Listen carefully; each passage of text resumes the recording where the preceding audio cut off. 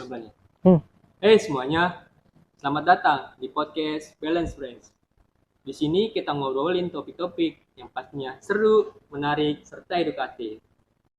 Nah, kenalin nih, aku Asyuntara. Di sini aku nggak sendirian, aku ditemani dua narasumber kita. Yaitu yang pertama, Jidan Haturapa. Hai Jidan, apa kabar? Hai Arwin, alhamdulillah baik. Terima kasih udah diundang ke sini.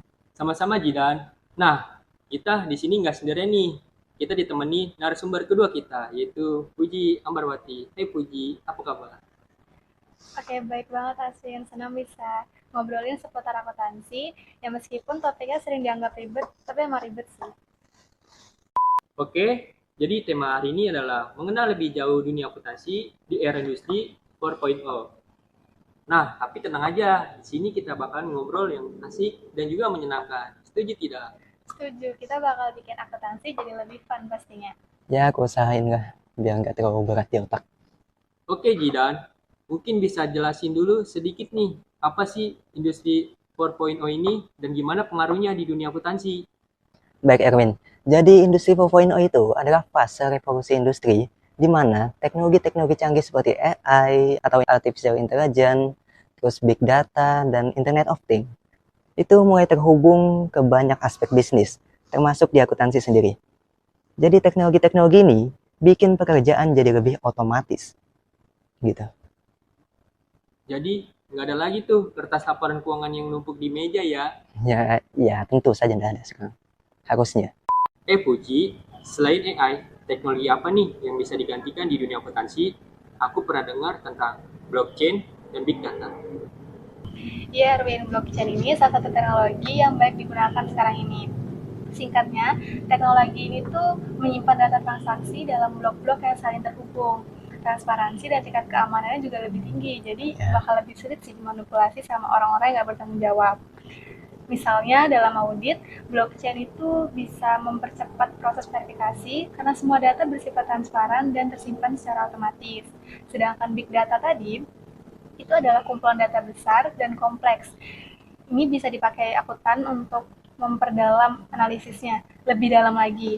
Misalnya ada data penjualan ratusan cabang perusahaan, kita bisa analisis tren belanja konsumen dan identifikasi masalah di cabang-cabang tertentu. Oh, Wow, jadi blockchain itu bikin data lebih aman.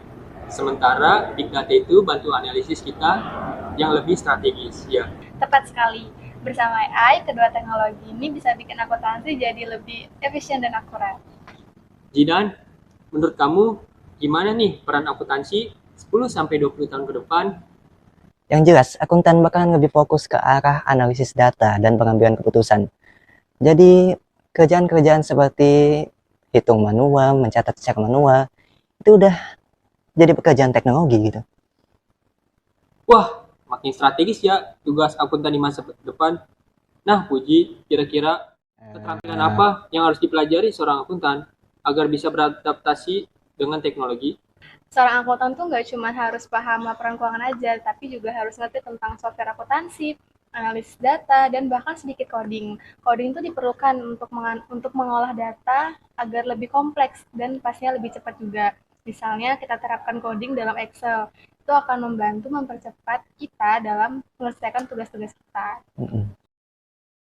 Bener banget. Ada Ada contoh, contoh. Jidan, gimana soft skill akuntan bisa bantu mereka menyelesaikan masalah lebih. Misalnya gini, ada tren penurunan penjualan di perusahaan. Seorang akuntan dengan soft skill yang baik tentunya bakalan bisa berdiskusi dengan tim manajemen, tim produksi, dan marketing agar masalah bisa dilihat dari berbagai sisi gitu. Jadi komunikasi itu menjadi peran kunci buat solusi yang lebih efektif. Wah, mantep. Nah, buat teman-teman yang takut akan akuntansi, bakal digantikan nih dengan AI. Puji, bagaimana pendapatmu? Jangan takut, karena AI itu nggak bakal gantiin posisi akuntan sepenuhnya. Justru AI malah bikin kita jadi lebih produktif.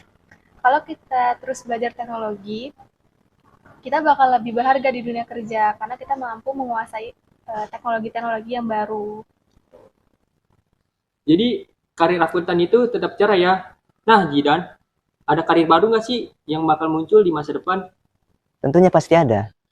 Misalnya financial data analyst atau mungkin akuntan forensik yang menggunakan teknologi untuk mendeteksi adanya kecurangan atau tindakan ilegal dari laporan keuangan, financial consultant yang berbasis teknologi.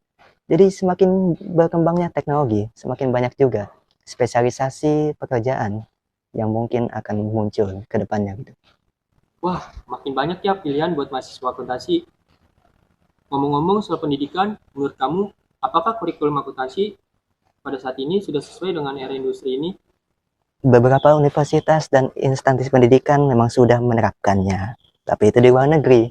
Kalau di Indonesia sendiri, ya mungkin ada beberapa, tapi yang jelas belum merata. Wah, obrolan kita seru banget nih, tapi waktu kita terbatas. Jadi apa kesimpulan yang dapat kamu ambil pada hari ini, Puji? Kesimpulannya, akuntansi di era industri 4.0 ini datang dengan banyak perubahan, adanya AI, terus juga blockchain, big data, itu membuat pekerjaan para akuntan jadi lebih cepat, efisien dan akurat. Walaupun beberapa tugas administratif itu dialih oleh teknologi, tetapi para akuntan itu juga penting untuk analisis data dan pengambil keputusan strategis. Jadi para akuntan itu wajib ya untuk mempelajari software akuntansi tadi sama coding. Itu membantu banget untuk menyelesaikan tugas-tugasnya. Setuju. Buat kalian yang masih ragu tentang akuntansi, ayo terus belajar. Masa depan akuntansi ada di tangan kalian. Terima kasih buat hari ini, Sidar dan juga Puji yang sudah ngobrol pada hari ini. Sama-sama yang banget juga udah diundang untuk culture the swing. Oke teman-teman, sampai sini dulu ya episode kita kali ini. Terima kasih karena sudah menonton podcast Balance Brand. See you in next video.